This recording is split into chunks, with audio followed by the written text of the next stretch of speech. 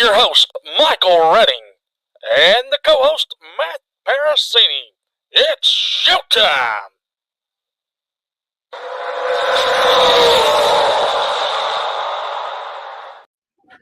Well, hello, everybody. I'm Michael Redding, I'm Matt Parasini. and welcome to episode number 2 of the Evil Motorsports Racing Podcast. But let me start the show first. Do you have a washed out driveway or need a garage approach fixed with gravel? Well, I have a guy for you. Jake Pinkston is your guy with Blading Down. He serves Independence County, Stone County, Izard, Sharp, Cleburne, and Jackson counties here in the great state of Arkansas. Give him a call today at 870-613-2922 and ask about your free estimate and tell him Announcer Mike sent you. Well, Matt, Yes, sir. we got a lot to talk about here today. We got the Clash to break down. We do have the Clash to break down, but probably the biggest thing about the Clash wasn't even the Clash itself. It's what happened with the Clash. NASCAR had to make I guess I would call it unprecedented move because of the extreme weather going to be heading into California on Sunday. They had to make the unprecedented move that they had to move the actual race ahead a full day. Based on what I've seen in news reports and everything like that, kudos to NASCAR teams, everybody involved. Definitely, I think 100% the right decision that they had to do. I don't know, Michael, what do you think? Well, I think if they would had not done what they done, we'd be still waiting today, waiting for them to run it. I'm not even sure if they don't do what they do. I don't think we have a Clash this year, because I think what would happen is it would have pushed the race back so far to the point where basically the teams would have said, we cannot wait anymore, we have to go home. And the amount it would have cost the teams and NASCAR and everything to delay, I think, the cost would have been, I mean, NASCAR lost a lot on it anyway, because at the end of the day, I mean, it was Saturday. They basically said, come watch the race for free. We moved everything up a day. It's free. I have heard if you paid for parking, it was refunded. If you paid for your tickets for Sunday, they refunded your tickets for Sunday. So it literally was come out, watch a NASCAR Cup Series race for free. So kudos. I can't say anything really bad about it considering the situation they were in. Yeah, and the crowd was small, but you also had people preparing for the storm coming in as well. It ain't like they had time to go watch a race. They had to get ready for what was coming to them. Yeah. Well, because of that, we had a little bit of a change of the format to get into the show. It was still only 23 cars, but because it was only 23 cars, what they did is they had 3 practice sessions for each group. There were 3 groups, and the last session was basically a 6-car group qualifying format. Top 22 fastest of everybody got in. 23rd car was the provisional for highest in points, and if you didn't make that, put her on the truck, boys. We'll see you in Daytona. Yeah, there were some big names who didn't make the show. One being Josh Berry, Daniel Suarez, Austin Dillon, Eric Jones, Chris Buescher, Austin Cindric, Harrison Burton, Carson Hocevar, and Josh Williams. Those were the drivers, and Christopher Bell, who did not make the show as well.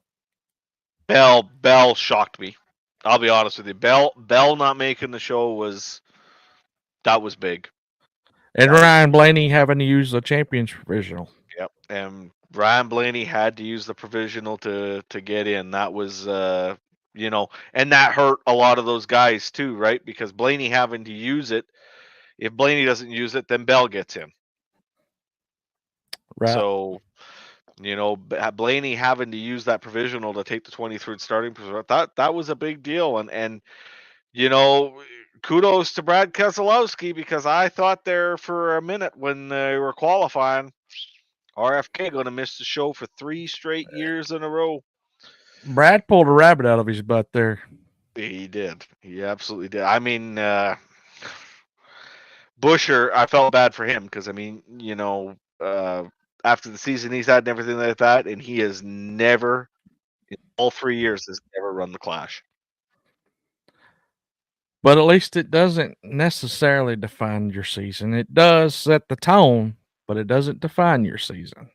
That's right. It does not define your season. So, anyway, we had Denny Hamlin on the pole, Joey Logano to the outside pole. Yeah, well, whatever.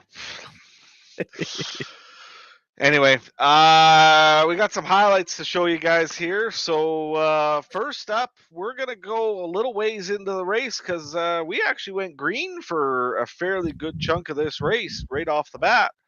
So, but we're going to show you some highlights here of the first pass for the lead and some issues with brakes. 2 down, side by side for the lead. Watch this Logano. He's going to be licking his chops too. Do not let that hold. Don't let him in. So there, you in the 10, clear of the 11. 22 if you're rolling. Danny's not going to be able to get down. 3 wide. In trouble. With Gregson in trouble way up on the outside. Logano now gunning on the inside for second. Boy, Logano's brakes are glowing, Kevin. Yeah, and it's mainly just on that right front tire. Kyle Busch looking in. Denny Hamlin's going to have trouble getting to the inside unless he can clear Logano. Logano's trying to stay in there. Almost was able to clear him. Well, you see Joey Logano all the way down on that apron, but he just can't finish. You see a great shot of the rotors glowing on the right front right there. A lot of times they'll split the brake pads with different compounds from left to right, and that right front tire is working. That right front brake is working really hard. I think that's exactly what you. All right, so I think in that package, the biggest things that I got out of it was that was a lot of the racing we saw. I think we saw some of those ugly issues with the short track package creep their head up again. Cars being way too planted to the track. I mean, one thing I definitely noticed during the whole race is like if you wanted to move a guy, you basically had to ram him. You didn't bump him; you had to ram him to get him up and out of the groove. But in that one there, the one thing that really surprised me this year, and I don't remember seeing it in any of the other clashes, was the amount of brake rotor glow on the front brakes on almost all these cars. Penske probably had the worst, I'd say, for brake rotor glow. But Michael, for that shorter track and the speeds that they're doing and seeing how much brake they were actually using, that was quite a shock to me. Yeah, and that's going to be a bigger issue down the road once we hit Martinsville. It was surprising to me. Like I said, probably one of the biggest surprise there, but brakes caused our first caution. This is way early in a corner. First caution of the race, lap 71. His brakes are still glowing. That brake rotor glow. Yeah, of course. Yeah, that's pretty good. Now remember, only green flag laps count in this race. And watch the red and black car. I mean, you see them all as they're going on the radio, Clint. It sounds like the brakes just went out. And a lot of times when the brakes get as hot as they are right now, how hot the fluid will start to boil, and then the next thing you know, you don't have any brake pedal. Brake pedal goes to the floor, and it's over. Something's not right there. That thing shouldn't be that hot still. Yeah, I was thinking when I saw that shot, I was like, geez, I think I want a hot dog. Cook a nice hot dog on that sucker. Which, and by the way, thanks courtesy to NASCAR.com for the video clips. Yep, absolutely. So, definitely surprising. I didn't think we'd have brake issues at the Clash. That surprised me for sure. But definitely seemed like the Fords for sure were running a different style brake pad or package or whatever, because definitely I thought the Fords were glowing the most out of any of the other makes that were out there. So I didn't I didn't realize that till you just said that. But yeah, that was mostly Fords that went by that shot angle. That was all Fords glowing. Yeah, most of the Fords were glowing the most on that and everything like that. So, anyway, so Gilliland has brake failure. End of race for him. Glad to see he made the Clash. That was pretty good to see that he had actually made the Clash there. But never thought I'd ever see brake failure at the Clash though, because I mean they're running pretty quick around a quarter mile, but I don't remember them having as much brake issues as they did this year. So anyway, let's go on. Caution number 2. Right there, Clint, we saw the 54 take off way late in the restart zone, and I think that really allowed Logano did a great job of timing that restart to get into turn 1 with just a fender in front of him there. Unfortunately, you saw a little bit of experience pay off there, I think. So this Logano, would you see be getting Corey in way LaJoy hot running into out the of door town. of John Hunter, turns him around. That won't be the last time. Yeah, Clint, it was LaJoy, not Logano, but Michael, I mean, that's classic. Blew the corner. Yeah. You blew the corner and used 8 tires instead of 4 to get around it. That's what that one was there. So anyway, all right. So stage break.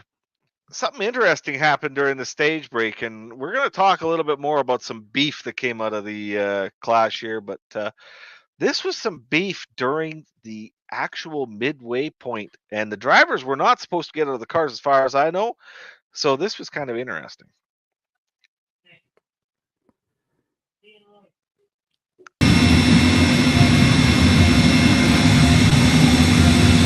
Not surprised to see who's getting in trouble here, though.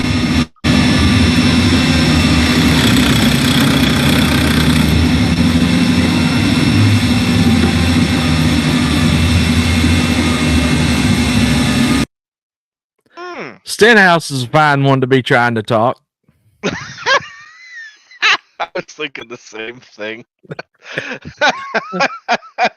I mean, he's got the nickname Recky, so.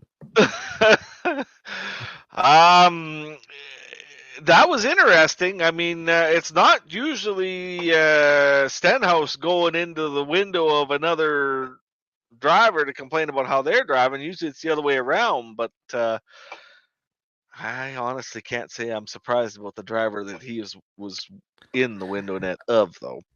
I think I got this figured out. Stenhouse doesn't run very well, so he had to find some way to get his exposure for his sponsors a little bit creative. So he thought he was going to be Macho Man and go talk to John Hunter.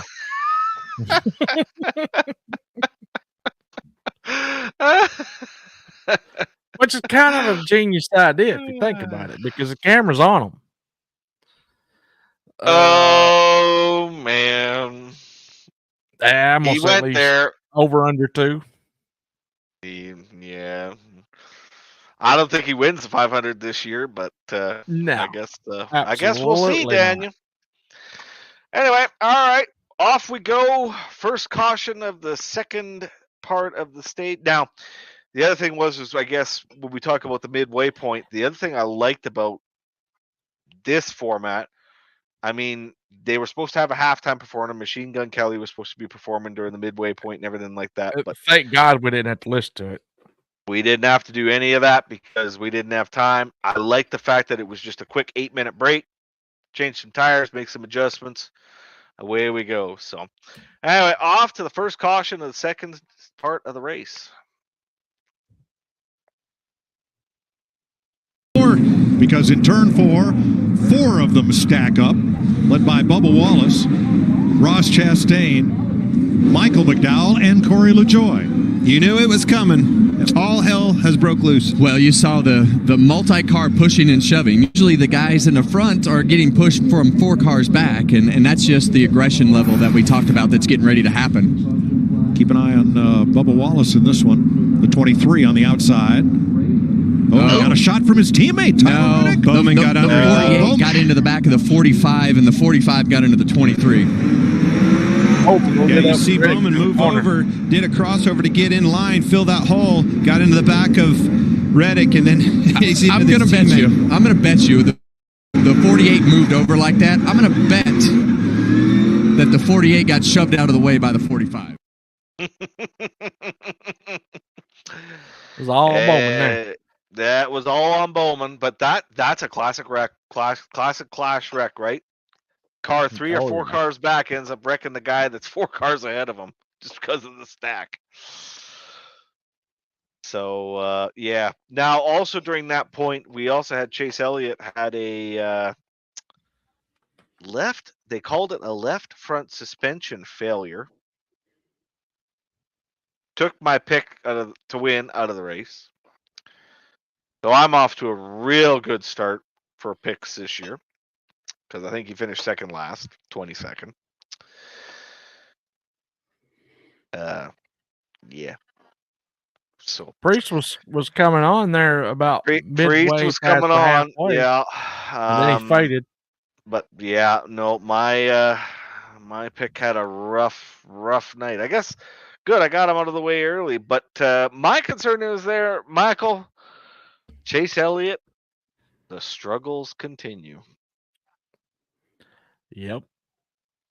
But not a great way to start the season. I don't really think he takes the clash that serious, so for him it's kind of like just go through the motions, go home. Right. And I think that's for a lot of guys.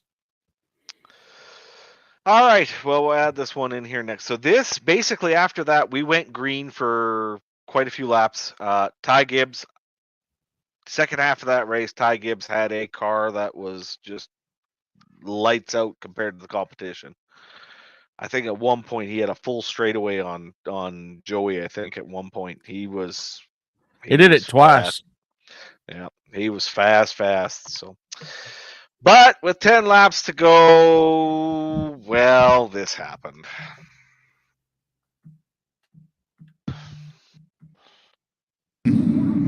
To go, that is not what Ty Gibbs wanted to see, Kevin.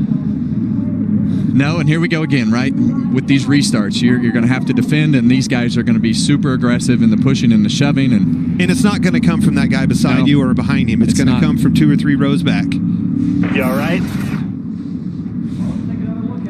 Let's see what happens here. Ooh.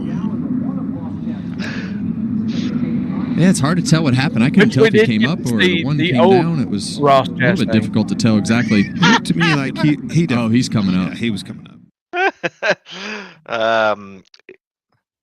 McDowell got chastained.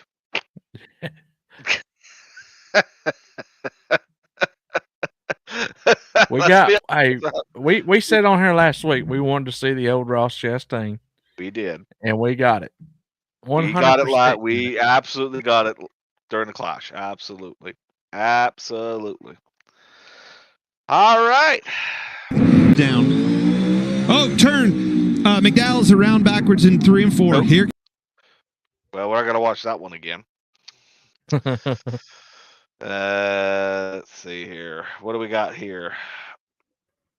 That's exactly what you saw. Oh, all right. Here's the good jump. And beefed up. Oh, he's moving him up. Here comes Danny on the inside. Exactly what we thought. Logano way out to lunch, 3 wide. Joey got used up and goes all the way back to 6th place. Oh. What I don't get is why did Joey line up to his outside and not line up behind him? That's what I don't get. Because I would have shipped him off in turn 1 and just been done with him. I think Joey said something to that effect in the post-race interviews, but yeah, I get that. So, sponsored by Credit One Bank. Crash in turn 4. It's Gibbs. Oh no, man! A little bit too hard. And it's so hard on these used tires when you slid the tire and everything just keeps finding that flat spot. Just makes it tough to get it in the corner hard.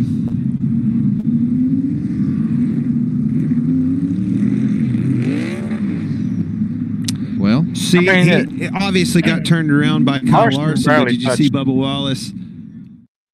Well, Gibbs ran out a little bit of a talent. no, see, I think that was another one of them got wrecked from two behind, and that actually falls on Bubba.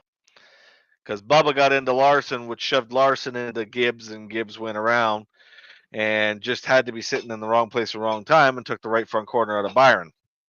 Hallelujah frickin' Luya for me. What a great friggin' incident that was. Oh, anyway. Karma?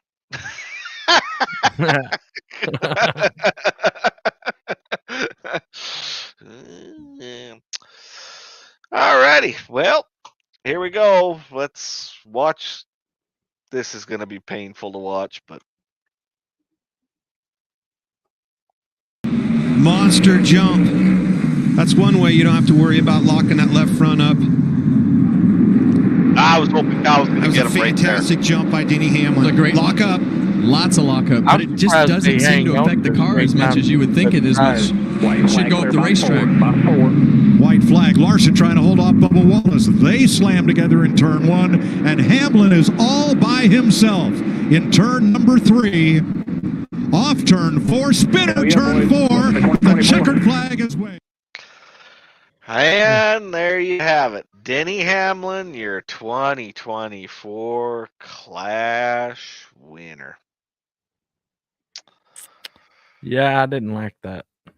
No, I don't think any of us did. So anyway, as Michael and I were watching and both thought to ourselves, basically, damn. Then we had to watch this.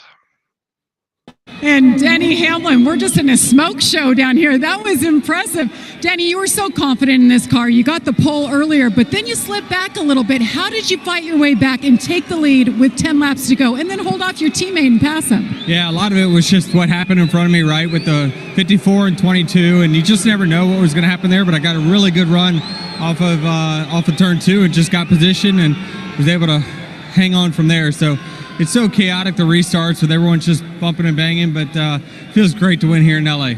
Denny, I know you had shoulder surgery in the off season, so there's question marks coming in. Then you get the big win to kick the season off. What does this mean to you and the team and just starting the year this way? It's just a great momentum boost. It doesn't do much more than that, but I clean off all the trophies every January 1st in the entryway of the house, and now we get to add one pretty quick. So really happy about that. Congratulations. Denny Hamlin is your Clash winner. He has something to say, I think. You know I beat your favorite driver again, right? Boo. Why even be a pompous ass and say, well, I just clean all the trophies off? I mean, that's BS. Well, I'll put it to you this way. He's wanted to embrace the villain attitude, I think, is what we're trying to say. He's trying to become the new Kyle Busch. Probably in his mind, he's thinking Earnhardt, but Boy, he dang sure ain't ever going to be that. He ain't ever going to get there. Neither is Busch. But regardless, I think that's, Ding, ding, ding, ding. We have a winner. Yeah, we have a winner. Daniel's got it right. He'll choke when it matters. But, to me, it wasn't, in my opinion, Denny's smartest move to actually go have the interview basically end and still pull Jamie Little over and have to say, I'm favorite driver again. Well, good for you, Danny. We're looking forward to your round of 8 or round of 12 or round of 16 choke up, because that is just about a guaranteed put money on it. Win all 35 races, but I guarantee you come 36, you still ain't going to be a champion. Probably not. So, I don't think it was smartest thing he's ever done in his lifetime. Let's just call it what it is,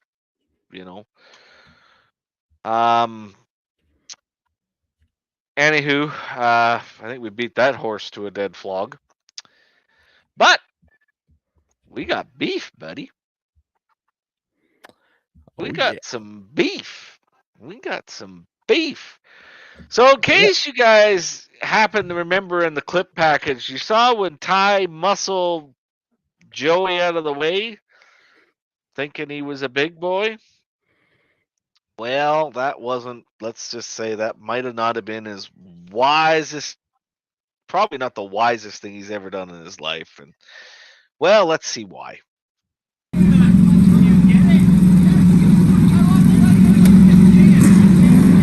off here, off the lift gate. Guys, don't try to lift it.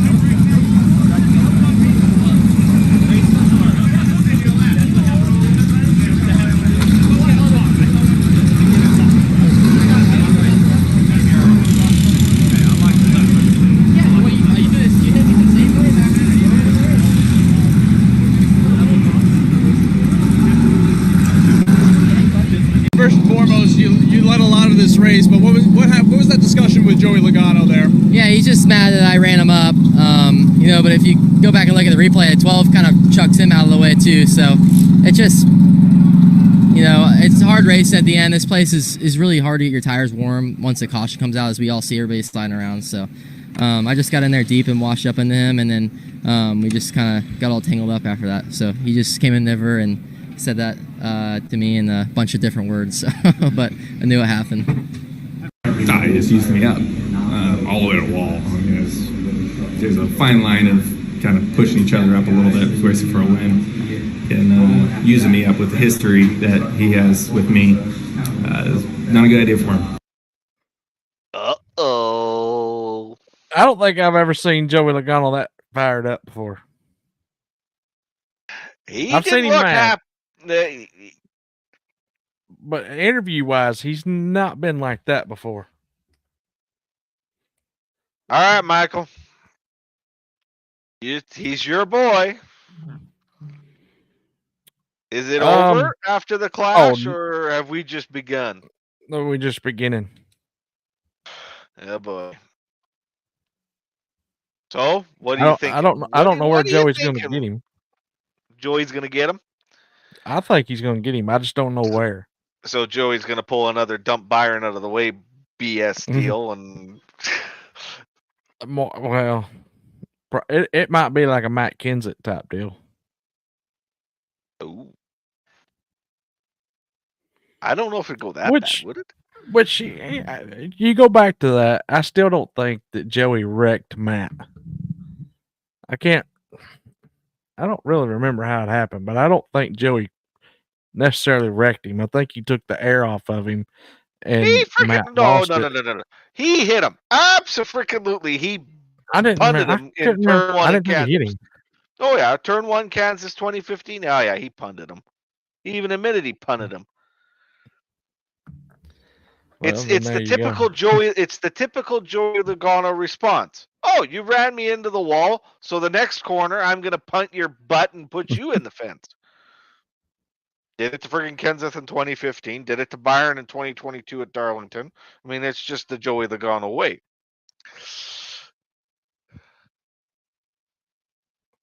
You're 100% correct. So Daniel says, if Joey's there, Ty ain't winning a race this year.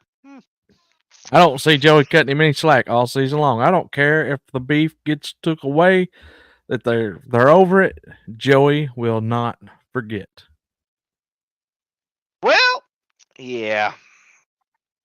It might take next year before it's bygones. I look at what happened there, and that's a way worse than what Byron apparently, and I'm going to say quotations, apparently did to him at Darlington in 2022. Because, I mean, holy hell, he barely touched him coming off of 2, and he just friggin' ran him over going into 3.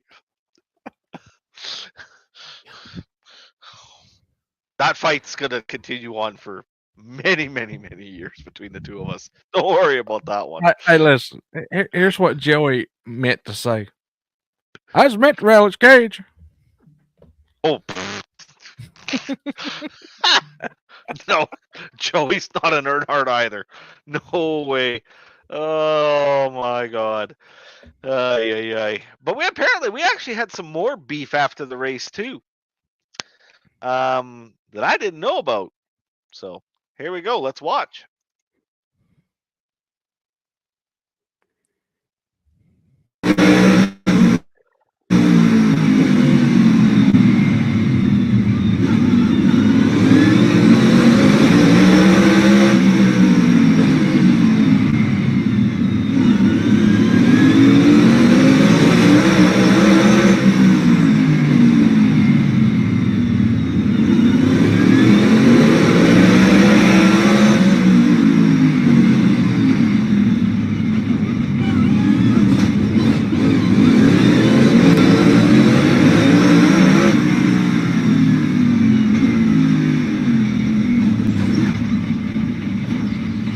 Somebody else got Chastain. Was that Bubba? That was Reddick. So apparently what happened is that Bubba got spun on the last lap in turn 3 and 4. And Chastain's feeling is that Reddick, instead of trying to stop, because Ross having to stop to avoid Bubba, Reddick basically just kept his foot in the gas and drove right through him. Well, Ross didn't take too kindly to that action and showed his displeasure with Reddick after the race. Is this the one where Ross openly admits to taking him out because he made him mad? I don't know if it was that one or not, but this was after the race, and yeah, it was kind of like, because TV never really showed what happened there after the end of the race, right? Because they kind of went to Denny and then they hightailed it out of there. So there was some interviews afterwards. Reddick basically said, "I have no idea why he's mad. I don't know whatever. I didn't do anything wrong," anything like that. And Chastain was basically like, "Dude, you freaking just drove right through me. Didn't stop. Didn't do anything." And that's why I fenced you after the race. So, I looked at the replay. In my opinion, I'd say Ross is more on the right here than Reddick is. Because what Ross said happened is basically what happened, because you can hear on that replay, you can hear Reddick basically standing on the throttle and putting him out of the way. Yeah. So apparently they're buddies and they work out together. So that might have been an interesting conversation this week. But hey, whatever, you know. So did Gregson. All right. This is a participation point of the show here. Get this out of the way. Overall thoughts on the race. Send us your comments. What are you thinking? Michael? I would say it wasn't a terrible race. It wasn't a great race. But I'm sick of seeing the clash at LA. It's time for a change. And I'm in the minority that wants it back at Daytona. I like the traditional way. I don't know if you're in the minority anymore. When I've been reading online, I don't think you're in the minority anymore. Well, that's where I want to see it go back to Daytona. I'm tradition. Leave it at Daytona. And keep it to only the pole winners and previous winners of the event. No more of this lollygagging, made up crap every time we come out there that everybody's got a chance at making a show. I'm done with that. Let's go back to the way it used to be and only pole winners. And only pole winners, yeah. Well, I have mixed feelings on, when I look at this particular race, one thing that I'm really happy about and everything like that is that, we got it in because of the decision NASCAR made. Kudos to NASCAR, right decision. We got the race in. It happened. It's good. My concern is that when I watched the race overall, the cars looked even for a quarter-mile track, way too planted to the racetrack. Like this year, I would say, because again, this is the third iteration of the Clash at the Coliseum. I think they looked even more planted this year than they looked the previous 2 years, which that's where I was seeing a lot of that real hammer, bump, bang, a lot of that, guys. And I mean, you could see some of it, man. Michael, it looked like they were, if you would have hit a freaking passenger car as hard as they were hitting one another, you would have freaking folded the rear of the car in. Mm-hmm. So, to me, from what I've seen out of this race, now I know that they were running the 2023 short track package and everything like that. But what I saw there makes me extremely... I thought they were on the new one. Nope, this is the 2023 package. The 2024 package does not debut until Phoenix. Okay. So I was wrong, Daniel. You asked me about it in a message, and I was wrong. What concerns me about it, though, is that this track and a lot of the reports I've heard this week, crew chiefs talking on XM radio, a lot of them have said that they use this track as one of their gauges for Martinsville. Well, if we're using this track as the gauge for Martinsville, I am worried we're going to have another crap race yet again at Martinsville, because this did not look good. So I'll get to that in a minute. Go ahead, Matt. Anyway, now this is where I get torn about the Clash at the Coliseum. I'm like, we've been there for 3 years. In my personal opinion, I think the Clash at the Coliseum has run its course. It probably needs to move on. I'm like you, Michael. I'd love to see it go back to Daytona, because I always enjoyed watching it at Daytona. The concern I have is that I want it out, I want it moved, but we got to have it there one more year. And the reason I'm saying we got to have the Clash there one more year is because if we don't have racing in Los Angeles next year at the Clash at the Coliseum, we have nothing for Southern California until 2026, because it has already come out that the new short track at Auto Club will not be ready for racing till at least 2026. I'm okay with no racing in California. Well, I know you are, but the problem is California is one of the second biggest market in the States. So, maybe their fans need to start showing up when there isn't any weather involved. Well, because the attendance dropped off severely last year. It did. And the other part that concerned me is that, now I know it was a last minute decision to do what they did and everything like that, but what concerned me is that they had a day where literally you could go and watch the best drivers in North America run stock cars in 25 lap heat races. Let's just go for what they would have been running. You had the option to see that for free.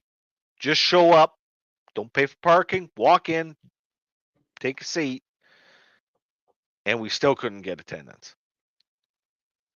So I feel like the crowd didn't show up because they were basically preparing for a tsunami. Could be. We don't know. I mean, Michael, you and I can speculate all we want, but at the end of the day, you could watch a free race, and we know how many people live around the Coliseum too, right? So for me, it was kind of like, fans, if you want to keep the race at the Coliseum, you got to show up, especially if it doesn't cost you a thing to get in the door. They couldn't even get those USC students to show up. So, yeah. Willie says going to Mexico. Nah, I think that won't hold. I know it's talked, but going to I Mexico, don't see it happening. Nobody wants to go to Mexico. Yeah, I don't. In the track that I seen is, I don't know. Yeah, you know what? You're just mad because you're 3 drivers or 2 drivers or whatever it was couldn't make the show at the Clash. I mean, what did I tell you? What did I tell you? That John Hunter was on an outrun Eric Jones. Check mark. That's done. Come on now. Oh, give me a break. Well, there you go, Daniel, for the win. Yep. There you go, Daniel. And you can tell I did not type that in for him to say that either. So no. That so I'm a little torn because part of me says is that we need to service that market. Without a racetrack there for another year, that's concerning because of that. But if they do decide to do it again one more year, Michael, at the Coliseum for that reason, 2026, it's got to be out of there. Yeah, for sure. Like if we had Sonoma there next year, I would have been in the 100% boat of this thing is getting punted. I don't know where it's going. Yeah, I'm like you, Michael. I'm an old school fan. I'd love to see it back at Daytona, but fans never came out to see it at Daytona either. Not in the droves that they should have. So now the question is that if we take it away from the Coliseum, where do we go? Willie says Mexico. What do you think, Michael? If we couldn't run it at Daytona, where do we go? Well, I kind of like the idea that Brett Griffith gave today when I listened to Door Bumper Clear, and that was take it to those cities that the Super Bowl's being hosted. Build it in one of those stadiums that they have that's big enough to host a NASCAR event in. Do that. Or if it's got a small track, go to that place. Right. I don't know. I mean, this one failed. Why keep doing it?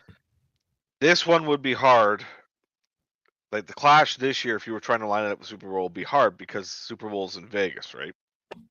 Right. Or well, they also we go to Vegas March 1st. Well, I know, but we go to Vegas March 1st.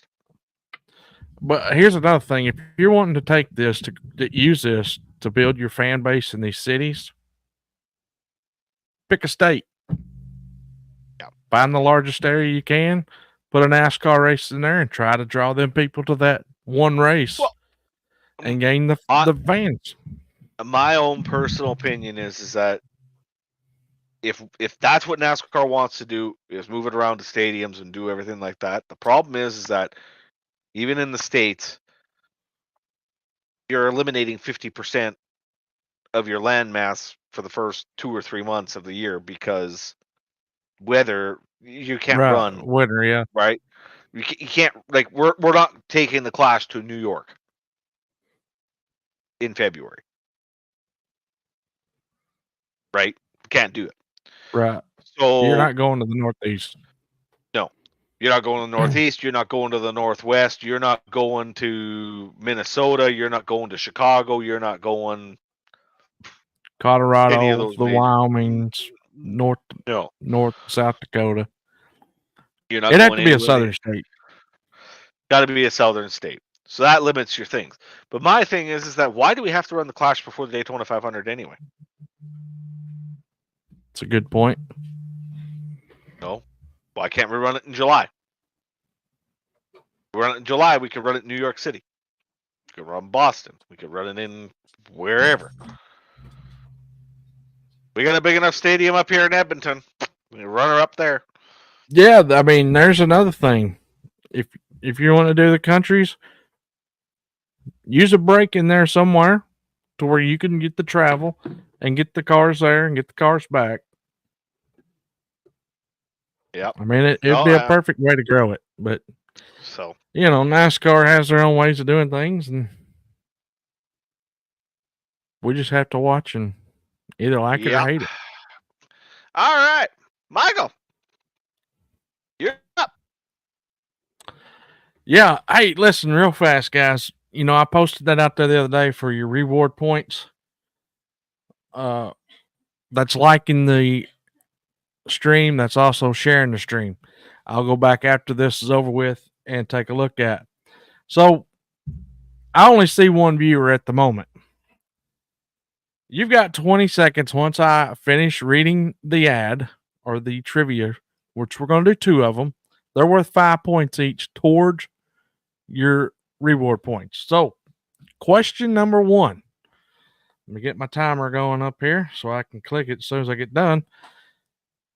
In 1989, Darrell Waltrip finally achieved his dream of winning the Daytona 500. Which driver finished in second on Waltrip's special day? Was it A, Dale Earnhardt, B, Phil Parsons, C, Ken Schrader, or D, Alan Kwiecki? First person to comment in 20 seconds will get the 5 additional points. 10 seconds.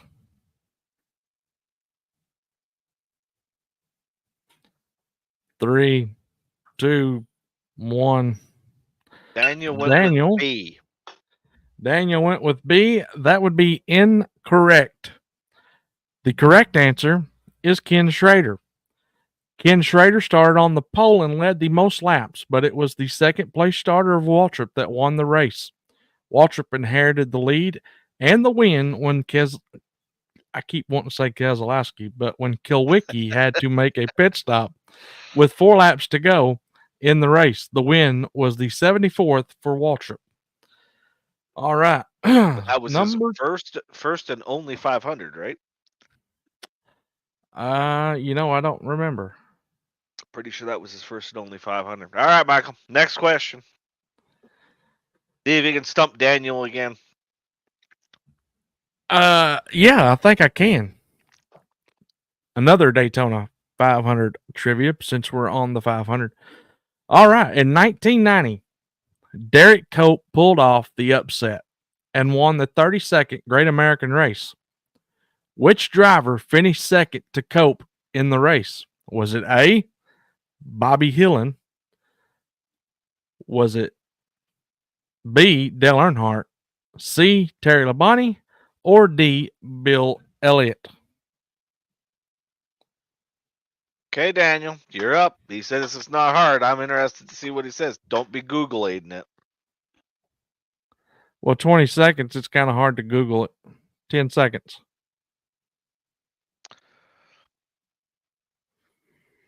Come on, Daniel, post your answer. And I was going to take a free shot at it. That's it. No guesses. We got no All guesses. Right. So the answer was... All right, hang on. Do I get to take a shot at this? Yeah, take a shot at it.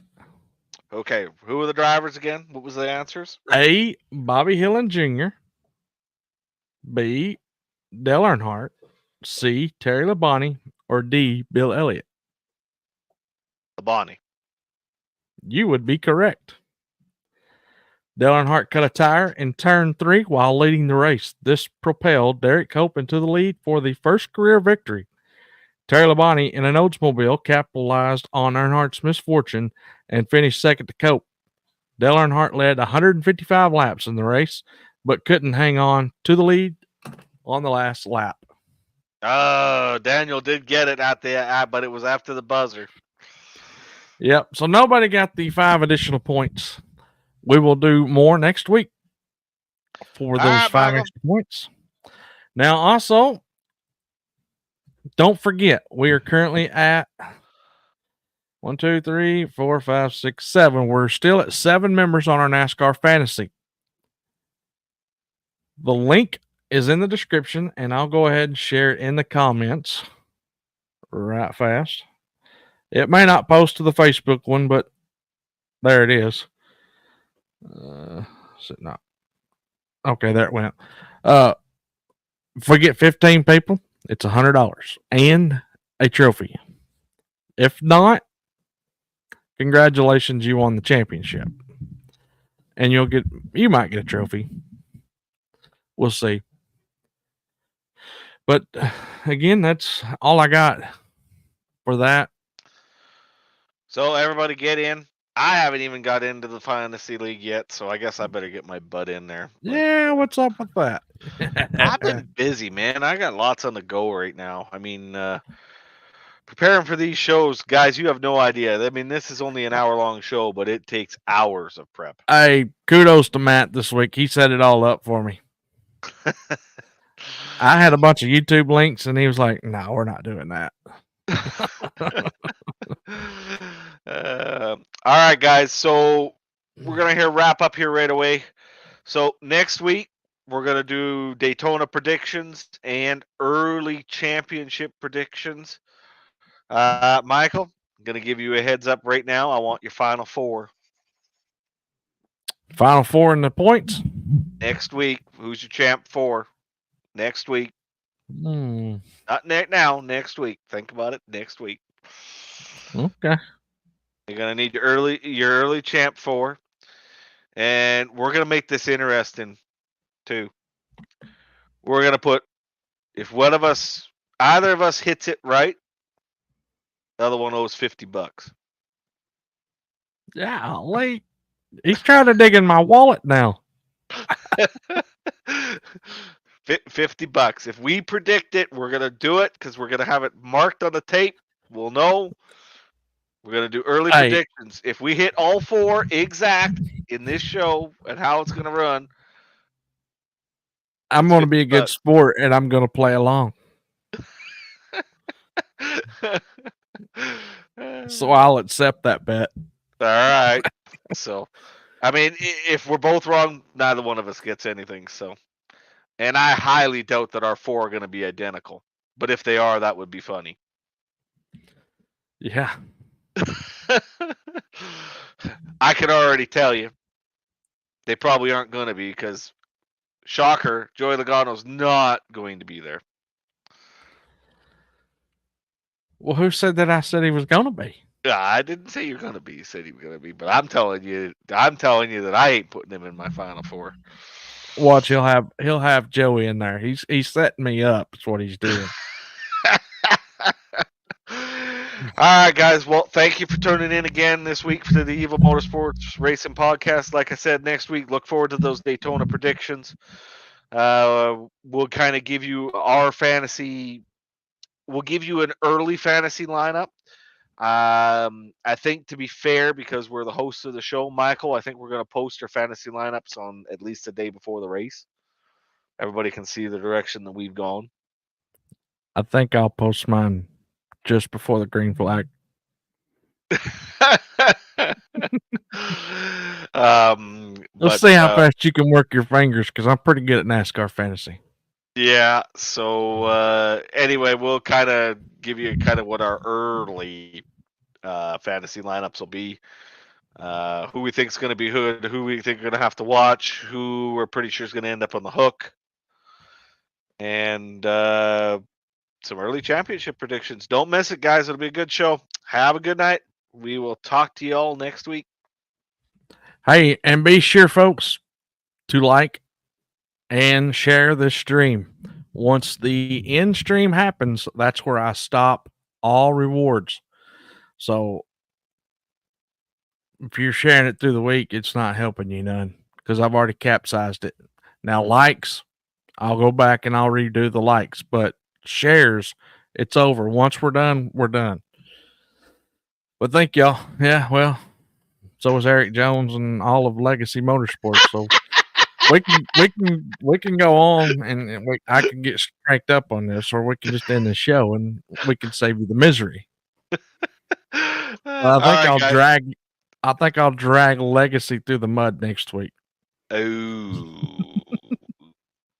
Well, right, one thing I got to do quickly before we go, and I hate to do this because it pains me to do this. Damn, Ford, you got one hell of a nice looking race car this year. It's kind of got the Xfinity look to it. Not quite, but almost. It's a fine looking race car. I'll have to admit it. I mean, it is a fine looking race car. Not that I'll ever touch a Ford, but anyway. All right, guys. Thanks for tuning in. We will talk to you all next week. All right. We'll see y'all next week. Be good. Be safe. This was a Reading Racing Media production. Thanks for watching. We hope you enjoyed the show. Be sure to like and subscribe our Facebook and YouTube channel under the Announcer Mike Racing Podcast. We will be back next Tuesday night at 8 Central.